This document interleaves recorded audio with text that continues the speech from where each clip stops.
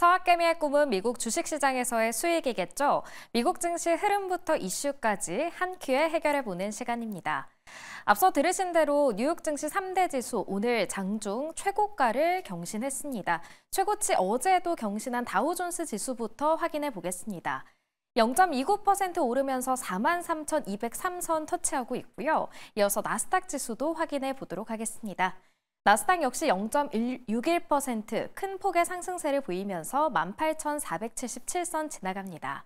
끝으로 S&P 500 지수도 확인해 보겠습니다. 0.39% 오르고 있습니다. 5,864선 지나갑니다.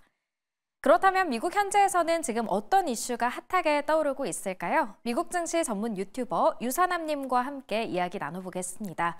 오늘 중요한 경제 지표들이 많이 발표되는 날이고 이미 발표가 된 것들도 있습니다. 실업수당 청구 건수와 소매 판매 지수 이미 발표가 됐죠? 말씀해 주신 것처럼 오늘 같은 경우는 이번 주에서 가장 중요한 경제 지표들이 발표가 되는 날이라고 할 수 있을 것 같은데요. 말씀해 주셨던 것처럼 연속 실업수당 청구 건수와 실업수당 청구 건수가 나왔습니다. 신규 실업수당 청구 건수 예상치대로 나왔고요. 전달에 26만 건보다 많이 하회한 수치가 나왔고요. 연속 실업수당 청구 건수 같은 경우는 180만 건으로 187만 건으로 예상치였던 수치보다 조금 더 낮은 수치가 나와줬고 전달보다는 소폭이나마 상승한 수치가 나와줬습니다. 자, 이게 의미하는 바는 신규 실업수당 청구 건수는 전체적으로 사람이 잘리는 사람들은 없어졌으나 사람들이 잘리고 난 이후에 직장을 찾기 어려운 수치가 나왔다라고 얘기를 할 수 있을 것 같고요. 그러고 나서 소매 판매 수치 같은 경우는 전달에 비해서 혹은 예상치에 비해서 크게 상승하는 모습이 좀 있었습니다. 자, 거기에서 중요하게 볼 부분은 소매 판매 수치는 예상치를 상회를 했고요. 특히 근원 소매 판매 수치가 0.5%가 나오면서 예상치였던 0.1%를 크게 상회했는데 이게 의미하는 것은 결국 자동차 판매는 예상보다 좋지 않았다라는 얘기거든요. 결국 자동차에 대한 판매 수치는 소매 판매 수치는 전달에 비해서 크게 상승하는 모습이 없었고 나머지 지표들 사이에서 크게 상승하는 지표가 있었고요. 또한 오늘 발표된 지표 중에서 필라델피아 연은의 제조업 지수 같은 경우 10.3이 나오면서 예상치였던 4.2보다 높은 수치가 나왔습니다. 다만 필라델피아 연준의 고용률이 마이너스 2.2로 예상치를 하회하고 조금 더 줄어드는 모습이 나왔다라고 할 수 있을 것 같고요. 그러고 나서 오늘 발표가 되는 지표는 중국의 고정자산 투자, GDP, 그리고 산업생산, 그러고 나서 실직률과 MBS 기자회견이 또 중국 쪽에서 준비가 되어 있다라고 말할 수 있을 것 같습니다. 네, 이어서 TSMC 소식도 살펴보겠습니다. 실적 발표 관련인데요. 호실적이 공개됐습니다. 이 실적이 정확히 어떻게 나왔는지 소개해 주시죠.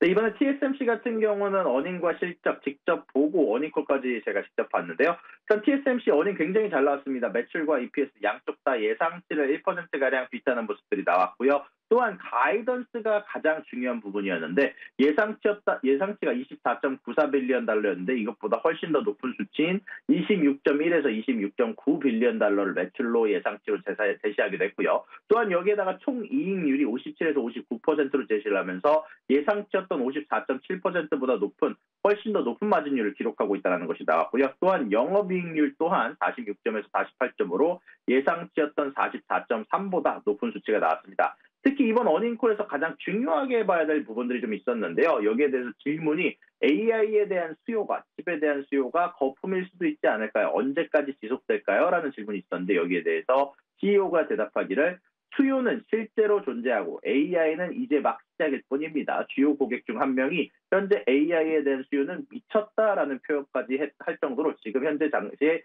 우리에 대한 칩에 대한 수요는 어마어마한 상황이고 이 AI에 대해서 가장 수혜를 많이 볼 회사는 저희입니다. 라고 얘기를 하면서 지금 당장 존재하고 있는 칩에 대한 수요를 정당화하는 부분들을 보였고요. 또한 마진율이 너무 높지 않냐라는 질문도 있었는데 여기에 대해서 우리는 자본직약적 사업에 종사하고 있기 때문에 지속 가능하고 건강한 성장을 위해서는 매우 높은 총이익률이 필요합니다. 이것이 우리의 가격 전략을 높게 설정하는 이유입니다. 라고 얘기를 하면서 사실 이런 부분들에 대해서 ASML의 어닝이 예상치를 가이던스가 하회를 한 부분들에 대해서 사실 여러 TSMC나 여러 기업들 사이에서 투자를 줄이지 않을까, 전체적으로 성장이 없지 않을까라는 우려가 많았는데 이런 부분들을 다 축소시키는 어떻게 보면 굉장히 좋은 어닝이 나왔다라고 말씀드릴 수 있을 것 같습니다.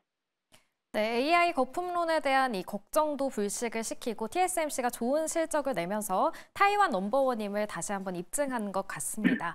이어서 중국으로 가보겠습니다. 중국이 부동산 시장을 부양하기 위해서 이번에는 350조 원 규모의 자금을 투입한다고요?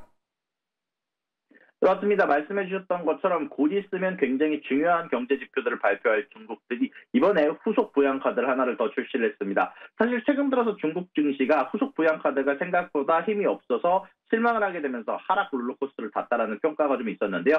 17일 기준으로도 상하이 종합지수 같은 경우는 1.05%가량 하락한 가격에서 거래가 됐습니다. 지난 8일 고점 대비 9.18%나 내린 수치다라고 할 수 있을 것 같은데요. 그러자 이제 중국 쪽에서 부동산에 340조 원을 긴급 투입하는 모습이 나왔고 중국 정부가 침체한 부동산 시장을 살리기 위해서 자금난에 빠진 부동산 업체에 연말까지 약 340에서 350조 원을 긴급 투입하기로 했다는 소식이 전달이 됐습니다. 특히 중국 정부 같은 경우는 부동산 부문 화이트리스트를 확대하고 은행 대출을 연말까지 4조 위안 규모로 늘릴 방침이다라고 얘기를 했고요. 이미 승인된 부문의 화이트리스트 대출 규모는 이미 2조 2,300 위안이다라는 발표가 있기도 했습니다. 아울러서 저소득 주택 구입을 보증금을 확대하고 주요 도시 낙후 지역에서 100만 가구의 주택 개조 사업을 시작하기로 했다는 소식이 전달이 됐고 지속적으로 부양책을 발표를 하겠지만 아무래도 결국 중요하게 봐야 될 것은 과연 이런 부양책들이 효과가 있느냐 그리고 그런 부분들에 대해서 일부분은 오늘 발표될 지표들 사이에서 여러분들 볼 수 있지 않을까라고 생각이 좀 들었던 것 같습니다.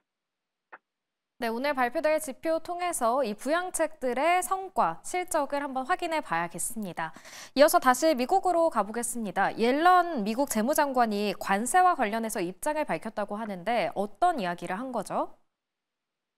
네, 이번에 옐런 재무장관이 관세로 미국을 세계 경제에서 격리하는 것은 어리석은 짓이다라고 얘기하면서 사실상 트럼프를 저격하는 발언을 보였던 것 같습니다. 특히 재무장관 같은 경우는 세계 통합의 중요성에 대해서 언급하면서 특히 동맹국에게 여기에 대해서 거래에 대한 관세를 증가시키는 것은 굉장히 어리석은 짓이다라고 얘기를 하면서 친구와 경쟁자 모두에게 높은 관세를 부과하거나 가까운 동맹국조차 거래 파트너로 취급함으로써 미국을 고립시키자는 주장은 매우 잘못된 것입니다라고 얘기를 하면서 밝혔는데요. 사실 이런 부분들은 정확히 얘기하면 트럼프 전 대통령이 블룸버그와 인터뷰를 하면서 관세를 세상에서 가장 아름다운 단어다라고 얘기를 하면서 보호무역 정책을 광범위하게 옹호하고 미국이 중국, 멕시코, 프랑스로 다양한 거로부터 이용을 당하고 있다라면서 동맹국들에게도 관세를 부과하겠다라고 얘기를 한 부분에 대해 비난을 한 것으로 보이고 있습니다. 네, 끝으로 유럽 중앙은행의 금리 인하 소식입니다. ECB가 이 2달 연속으로 정책 금리를 인하했는데요. 이게 어떤 걸 의미하나요? 네, 현재 ECB가 또 다른 금리 인하를 발표를 했습니다. 그러면서 현재 라가르드 총재가 연설을 이어가고 있는데요. 일단 기본적으로 인플레이션에 대해서 2%에 조금 더 일찍 도달할 수도 있다라면서 디스인플레이션을 했고 한마디로 인플레이션이 안정화되고 있는 게 굉장히 우리가 예상한 것보다도 빠르게 이어지고 있다라고 소식을 전달하게 됐는데요.